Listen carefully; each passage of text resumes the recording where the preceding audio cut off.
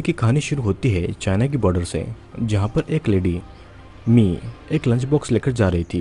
वो उस lunch box को एयरपोर्ट सिक्योरिटी से बचाकर लाती है और वो अपने हांगकांग के घर में आती है। वो टिफिन पर रखे सारी चीज़ों को फेंक देती है, सिर्फ एक को छोड़कर, जहाँ पर ऑरेंज कलर का कुछ खाना रखा हुआ था। वो उस ऑरेंज फूड को कच्चा ही खाने लगती है। और फिर हम मिस ली को देखते हैं, जो कि पहले एक फेमस एक्ट्रेस हुआ करती थी।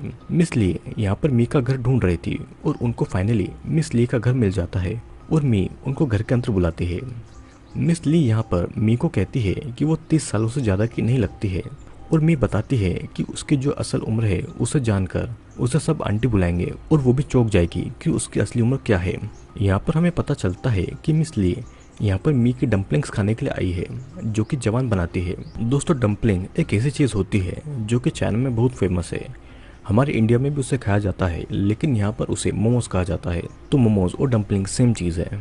मिस ली अब बस एक हाउसवाइफ है और उसे कहीं से पता चला था कि मी की डम्पलिंग्स लोगों को जवान बनाने के लिए किसी भी महंगे कॉस्मेटिक्स से ज़्यादा फायदेमंद है। अपने पति को हमेशा पास रखने के लिए मिस ली के पास में यही एक उपाय था कि वो हमेशा जवान और खूबसूरत रहे।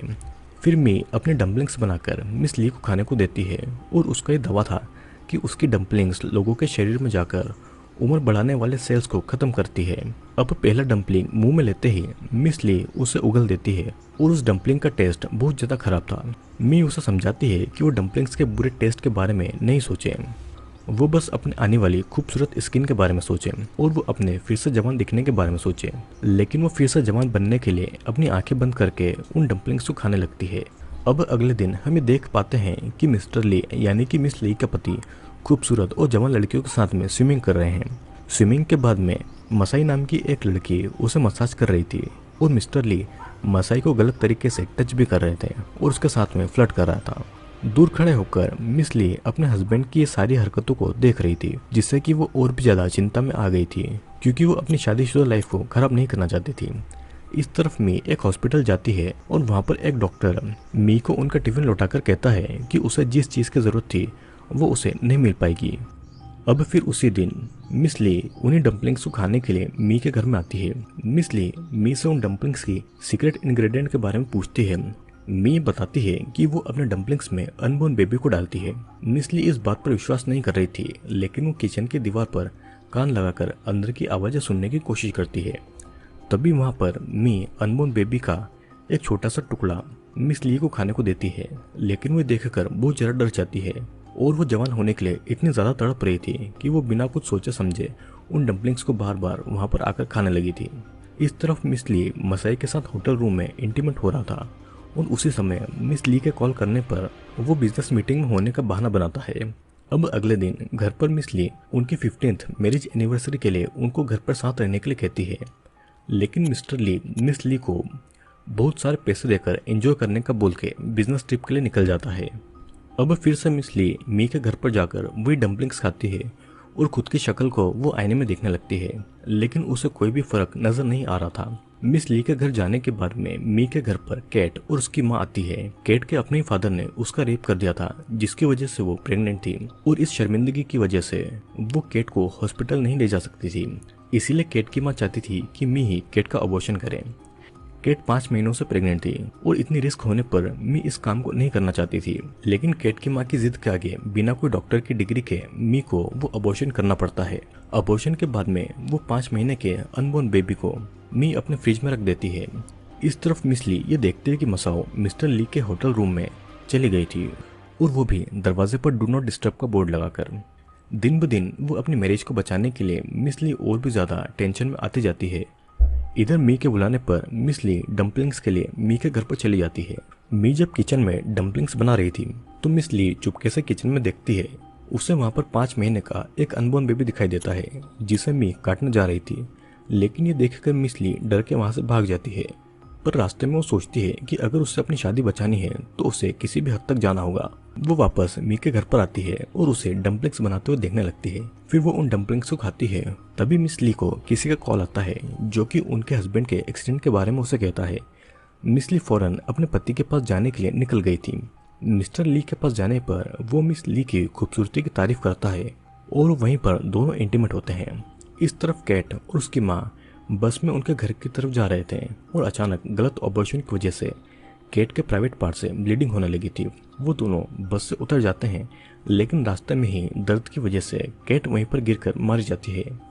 केट की इस हालत के लिए उसकी माँ खुद को ही कोस रही थी और इधर मिस ली ने अपनी खूबसूरती सेलिब्रेट करने के लिए अपने दोस्तों को पार्टी दी थी, लेकिन उसके दोस्त मिस ली के शरीर से आ रही बदबू के बारे में बातें कर रहे थे, जिसे सुनकर मिस ली फौरन बाथरूम में नहाने के लिए चली जाती है और मी को कॉल करके कंप्लेन करती है कि उसने उसे क्या चीज खिला दी है, जिसकी वजह से उसके शरीर से बहुत ज्यादा गंदी स्मेल आ रही है। यहाँ तक कि वो पुलिस को खबर देने की बात कहकर मी को धमकाती है। इधर दूसरे रूम के इंटरकॉम से मिस्टर ली ये सारी बातें सुन लेते हैं।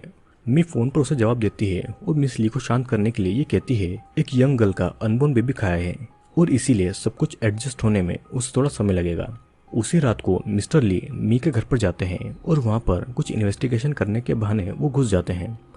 मी उसे बताते हैं कि वो बस एक डम्पलिंग शॉप है और वहाँ पर मिस्टर ली को भी डम्पलिंग खाने को देती है और उन्हें बताती है कि पहले के ज़माने में कैनिबलिज्म यानी कि इंसान के मांस को क्यों खाया जाता था, ह्यूमन मीट से किस तरीके से मेडिसिन बनाई जाती थी और किस तरह ह्यूमन मीट से लोग जवान और हेल्थी रहते थे।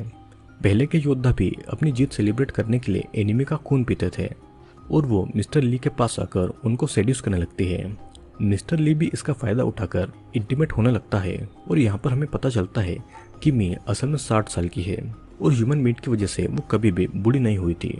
वे दोनों इंटीमेट हो ही रहे थे कि तभी मिस ली का कॉल आता है। वो मिस ली से उन्हीं डम्पलिंग्स को मांग रही थी, लेकिन मी फोन काट देती है। मिस्टर ली के जाने के बाद में मिस ली मी के घर के बाहर जाकर उससे वही डम्पलिंग्स मांगती है, लेकिन मी उसके लिए दरवाजा तक नहीं खोलती है। अब अगले दिन हॉस्पिटल में डॉक्टर मिस ली को अच्छा न्यूट्रिशन लेने के लिए कहते हैं और हॉस्पिटल में मिस ली मसाओ को भी देखती है और उसे पता चलता है कि मसाओ उसके हस्बैंड की वजह से प्रेग्नेंट हो गई है। मिस ली अब अपनी शादी को बचाने के लिए और भी ज्यादा पागल बनती जा रही थी और वो फिर एक हेयर सैलून में मी से मिलती है। वो मी को डम्पलिंग्स के लिए बहुत रिक्वेस्ट करती है और यहाँ तक वो उसे बहुत ज्यादा पैसे देने के लिए ऑफर करती है, लेकिन मी उसे साफ साफ मना कर देती है, जिससे कि मिस ली गुस्से से वहां से चली जाती है।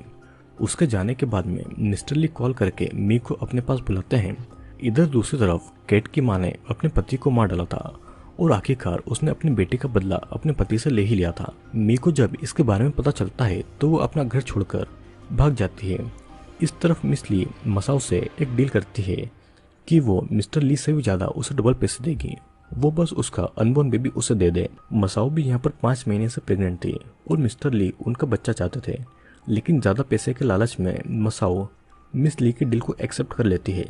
अब फिर हॉस्पिटल में मसाओ को ऑपरेशन शुरू होता है और मिस ली डॉक्टर से कहती है कि वो मसाओ को बेहोश किए बिना ही उसके बच्चे की बॉडी को बाहर निकाले, क्योंकि वो उस अनबोर्न बेबी को प्योर रूप से चाहती है। इधर दूसरी तरफ मी अपना सामान लेकर भिखारी के रूप में छुपते छुपाते शहर में घूम रही थी। मिस ली खूबसूरती पाने के लिए मसाओ के अनबोर्न बेबी को डम्पलिंग बनाकर खाने वाली थी और वो उस अनबोर्न बेबी के टुकड़े भी कर रही थी।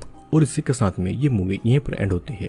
दोस्तों, इस मूवी में हमने मिस ली को देखा जो कि बहुत ही पैसे वाली और खूबसूरत थी, लेकिन इतनी खूबसूरत होने के बाद में उसका पति उसे नहीं चाहता था। वो अपने पति के साथ में रहने के लिए इतनी ज्यादा पागल हो गई थी कि उसे ना तो अपने ही पति की गलती दिखाई दी और ना ही ये कि वो किस घिनौनी चीज को खा रही है। वो जवान बनने के लिए इतनी ज्यादा पागल हो गई थी कि वो मसाओ की लाइफ को रिस्क में डालकर उसके अनबोर्न बेबी को बाहर निकालकर खा गई थी।